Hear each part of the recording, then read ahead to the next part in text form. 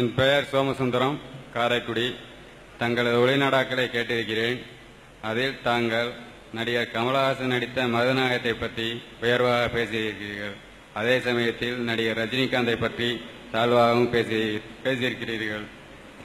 நபிகள் நாயகத்து ஓவியத்தை வெறுத்த நபிகளின் மதத்தை சேர்ந்த இது உங்களுக்கு ஒரு நிமிடம். நபிகளின் வகுப்பினரான நீங்கள் இவ்வாறு விமர்சிப்பது உங்கள் மார்க்கத்திற்கு உகந்ததா?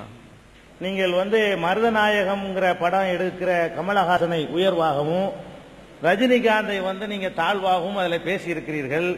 இப்படி பேசுவது உங்களுடைய மார்க்கத்திற்கு உகந்ததா அப்படின்னு கேட்கிறாரு. இப்ப நம்மளை பொறுத்த வரைக்கும் கமலஹாசன் இல்ல, சினிமா நடிகர்களை நாம் உயர்வா பேசுவதில்லை, கமலஹாசன் உள்பட.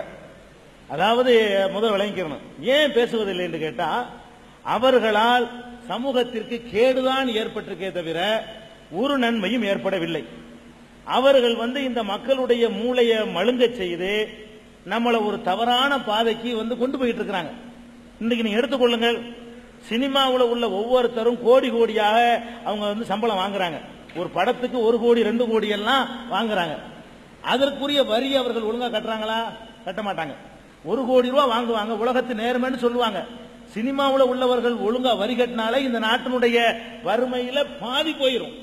நம்ம வரியை சுமக்க வேண்டியது இல்லை. இவர்கள் ஒழுங்காக நீங்கள் வரியை கட்டுங்கள் கேமரா டிவியில நமக்கு அறிவுரை சொல்லுவாங்க. இவர்கள் வரி கட்டுறது இல்ல. ரஜினிகாந்துக்கு பாக்கி, கமலஹாசனுக்கு பாக்கி, பெரிய ஸ்ரீதேவிக்கு பாக்கி. அதே நேரத்தில் 50 காசு பாக்கி இருந்தா டெலிபோனை நம்ம பிடிக்கிட்டு போயிடுறோம், கரண்ட் பீஸ் அடிச்சுட்டு போயிடுறோம். யாரு ஒரு மாசம் பில்லு கட்டல நமக்கலாம். இந்த சினிமா நடிகர்கள் கோடி கோடியாக அவர்கள் சம்பாதிக்கிறாங்க. அவர்கள் தங்களை வளர்ப்ப சினிமாவில் தான் அவங்க ஏழை பங்காளர் நடிப்பாங்களே தவிர அவர்கள்ட்ட இருக்கிற அந்த பொருளாதார அளவுக்கு மக்களுக்கு நன்மை செய்ய மாட்டாங்க. கவர்மெண்ட்டுக்கு செய்ய வேண்டிய வரியை செலுத்துவதில்லை. அரசாங்கத்துக்கு பெரிய துரோகம் செய்யக்கூடியவர்கள் என்பது நம்முடைய நடுநிலையை நீங்க செஞ்சாலும் உங்களுக்கு விளங்கும். ரெண்டாவது அவ்வளவு வெறும் பணம் பண்ணுவதுதான் அவர்களுடைய லட்சியம். நான் கேட்கிறேன், ரஜினிகாந்த் எவ்வளவு பெரிய ஆளு, வயசான ஒரு பெரிய மனிதன் அந்த ஆளு. கமலஹாசன் சின்ன பிள்ளை, விடல பிள்ளை இல்ல. இவ்வளவு ஒரு முதிர்ச்சி அடைந்தவர்கள் பெண்களை தங்களுடைய படங்கள்ல எப்படி காட்டுறாங்க? எப்படி என்ன ஒத்துக்கிற முடியாத ஒரு அசிங்கமான முறையில க்ளோஸ் அப்ல தொப்புல மட்டும் காட்டுறான், அதுல அசிங்கமான முறையில காட்டுறான், 2 பீஸ்ல விட்டு ஆட விடுறான். பெண்களை ஒரு கவர்ச்சி பொருள் ஆக்கி ஆண்களை பார்க்க வச்சு சம்பாதிக்கணும். இவர் மட்டும் நடிச்சா பார்த்தாதான். அவர்களுடைய எல்லா நடிகர்களுடைய படங்கள்லையும் பெண்களை இழிவுபடுத்துற மாதிரி, கேவலப்படுத்துற மாதிரி, கொச்சப்படுத்துற மாதிரி தான் காட்சிகளை எடுக்கிறாங்க. அப்ப அந்த மாதிரி எடுத்து ஒவ்வொரு இதுலயும் அந்த நம்மளை சைக்காலஜிக்கலா வீழ்த்திக்கிட்டு இருக்கிறாங்க. இது தப்பு இல்லை, நம்மளும் இப்படி நடக்கலாம், நம்மளும் இப்படி நடக்கலாம். நம்மளே இந்த ஈவ் டீசிங்கிறானே காலேஜில், அது எங்க இருந்து வந்துச்சு? சினிமாவில் கற்றுக் கொடுத்ததானே, சினிமாவில் ஆரம்பிச்சதானங்க. நம்மளும் செய்யணும்னு வந்துருச்சு. அந்த காலத்து படத்துல இருந்து ஆரம்பிச்சு ஒரு பொம்பளை 10 பேர் சேர்ந்து கிண்டல் பண்ணுவான்.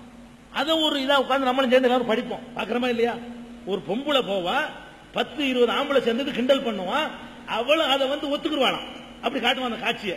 அவளும் ஒத்துக்கிற மாதிரி செல்லமா கோவிச்சுக்கிட்டு அப்புறம் அவளும் ஒத்து போற மாதிரி காட்டுவான். இது மெண்டலா நமக்கு என்னத்தை உண்டாக்கும்? எந்த பொம்பளை போனாலும் நம்ம இப்படி பண்ணலாம் அப்படின்னு உண்டாக்குது இளைஞர்களுக்கு. அவன் யூடிசிங் பண்ணி அவ சரிகாசாவும் அவள் செத்து போயிட்டு இருக்கான், பார்த்துட்டு இருக்கிறோம். அப்ப இதையெல்லாம் உண்டாக்குனது யாரு? இந்த சினிமா தான். இன்னும் சொல்ல போனா இந்த சினிமாவுடைய மாயினாலதான் நம்ம இன்னைக்கு சிந்தனையை மழுங்கடிச்சுக்கிட்டு இருக்கிறோம். சினிமாவில் அம்புட்டு போய் நடக்கும். மேலை நாட்டையாவது ஒத்துக்கலாமுங்க, நம்ம தமிழ்நாட்டில் இருக்கிற சினிமாக்காரருக்கான இவன் அளவுக்கு நம்மளை கெடுத்தவன் நம்பவே ஒரு கடுகளவு மூளை இருக்குன்னு நம்ப முடியாது. அந்த மாதிரி காட்சியெல்லாம் காட்டுறானா இல்லையா? அட எதிரி ஹெலிகாப்டர்ல போவாங்க, இவர் ஜீப்ல போய் பாஞ்சு ஹெலிகாப்டர் பிடிச்சிருவாரு. இது என்ன நடக்குமா? நம்ம நம்பி விசில் அடிக்கிறோம். நம்மளை எப்படி ஆக்கிட்டான்னு கேட்டா, இருக்கிற மூளை யூஸ் பண்ணாம அதையும் ரசிக்கிற அளவுக்கு ஆக்கிட்டாரா இல்லையா? மாட்டு வண்டியில போய் ஜீப்பை பிடிச்சிருவாரு. அவன் ஜீப்ல ஓடுவான் இல்ல, இவர் கதாநாயகம் மாட்டு வண்டியில போவாரு. மாட்டு ஓடி போய் பிடிப்பாருங்க. கரெக்டா மாடியில இருந்து குதிப்பாரு, 8 மாடியில இருந்து. அவர் குதிக்கிற நேரத்தில் கரெக்டா ஒரு வைக்க போற ஏற்றிட்டு வண்டி கரெக்டா வரும். அதுல பொத்துன்னு விழுவார் கரெக்டா. இதுல எந்த உலகத்தில் நடக்கும் இது? ஒரு மனுஷன் 25 பேரை பந்தாடுவாரு. அவன் அறுவாலை வச்சிருப்பான், கத்திய செயினை வச்சிருப்பான், ஒண்ணு மேல படாது, இவர் மேல படவே படாது. இவர் வெறுங்க வச்சு பிடிப்பாரு, இங்கிட்டு 10 விழுந்துருவான், பிடிப்பாரு, இங்கிட்டு 10 விழுந்துருவான். அப்படி சொல்லும் போது நான் சொன்னேன், இங்க ரஜினிகாந்த் வேணா கூட்டிட்டு வாங்கப்பா, ஏன் கிட்ட நிக்க விடுங்க, நான் அவர் அடிக்கிற அவர் என்ன எடுக்கிட்டு பாக்குமான்னு கேட்கிறேன். இதான் அவர் சொன்னது. இந்த மாதிரி உதாரணம் சொல்லி காட்டிருக்கிறேன். கமலஹாசன் சொல்ல முடியாது, கொஞ்சம் வாட்ட சொல்ல மாட ஆளு. அதுக்காக நான் சொல்லல, வேற அளவு சொல்லலாம். அதான தவிர இதுக்குத்தான் நான் சொல்றேனே தவிர நடிகர்கள் நான் கேட்கிற எந்த ஒரு வீரன் இருக்கட்டும்ங்க, பெரிய கிங்காங்க எடுத்துக்கிறோம், தாரா சிங் எடுத்துக்கிறோம், ஒரு நேரத்தில் 10 பேர் அடிக்க முடியுமா? எவனாலே முடியாது. எவ்வளவு பெரிய முகமது அலி கிளையை கொண்டு வந்தாலும் சரி, மைக் டைசனை கொண்டாந்து நிப்பாட்டாலும் சரி, ஒரு நேரத்தில் 10 பேர் அடிக்கிறது முடியாது. ஒருத்தன் ஒரு ஆளை சமாளிப்பான், 2 பேர் சமாளிப்பான்.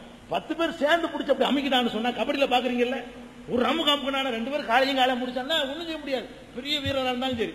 இதுதான் யதார்த்தம். இந்த யதார்த்தத்தை கற்றுக் கொடுக்காம நம்மளுக்கு கிறுக்கனாக்குறானா இல்லையா? நம்ம அம்புட்டு பெரிய பைத்தியக்காரனாக்கி அவனை வீரன் நினைக்க வைக்கலாம். நம்ம என்ன நினைச்சுக்கிட்டு இருக்கிறோம் கேட்டா, இந்தியாவிலே பெரிய வீரர் யாருன்னு கேட்டா கமலஹாசன், விஜயகாந்த், ரஜினிகாந்த், இவர்கள் எல்லாம் பெரிய வீரர் இந்தியாவிலேயே. அவர்கள் மாதிரி வீக்கானவர்கள் யாரும் கிடையாது. எல்லா விதமான கெட்ட பழக்கங்களும் அவங்கள்ட்ட உண்டு. உடல் ரீதியா மேக்கப் போட்டு வேணா காட்டலாமே தவிர என்ன சண்டை காய்ச்சல் சண்டையா பிடிக்கிறான், அவ்வளவு ஏமாத்தான். இப்படிமா இன்னைக்கு போதும் இதுன்றான், இப்படிங்கிறது மட்டும் ஒரு நாளைக்கு சண்டை காய்ச்சல, அடுத்த நாளைக்கு வந்து அப்படிமா அது ஒரு நாளைக்கு எடுப்பான். இவன் உழுவுறது ஒரு நாளைக்கு, ரெண்டையும் சேர்த்து மிக்ஸ் பண்ணி இவன் அடிச்ச மாதிரி காட்டி போடுவான். மேல கூட படாதுங்க, இப்படின்னு வரும். இவ்வளவு தூரம் இருக்கு கேமரா கோணத்துல, இது பட்ட மாதிரி காட்டுவான். இப்படிமா இவ்வளவுதான், அவன் கீழே விழுந்துருவான். கீழே உழுவணுங்கிறது அவன் சொல்லிக் கொடுக்கப்பட்ட போதனை, காசுக்காக வேண்டி. அதுக்கு அடிபட்டு விழுவுறது இல்ல, இப்படி கொண்டு வருவார், நீ விழுந்துடணும்.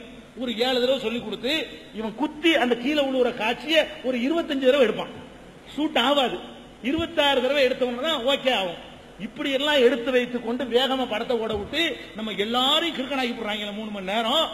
அந்த வைத்தறிச்சல்ல ஒரு கலாச்சாரத்தை கெடுக்கிறாங்களே, ஏமாத்துறாங்களே, ஹீரோவாகுறாங்களே, பெரிய தலைவர் நினைக்க வைக்கிறாங்களே, தலைவருடைய தகுதியா அப்படிங்கிற ஒரு இதுல தான் நம்ம செஞ்சோமே தவிர, மற்றபடி நம்முடைய பார்வையில எம்ஜிஆர்ல இருந்து, சிவாஜில இருந்து, கமலஹாசன்ல இருந்து, ரஜினிகாந்த்ல இருந்து, சினிமா துறையில உள்ள எல்லாருமே அரசாங்கத்தை ஏமாத்தி கொண்டுதான் இருந்தார்கள், இருக்கிறார்கள், இனிமே இருப்பார்கள். அது எந்த டவுட்டும் கிடையாது. இதான் நம்ம பார்வை. இது சொல்ற தப்பா? ஒரு தவறு செய்கிறவர்களை தாட்சணியம் இல்லாம விமர்சிப்பது என்பது இஸ்லாம் கற்றுத்த பண்பாடு தான். அதுக்கு தான் விமர்சிக்கிறோம்.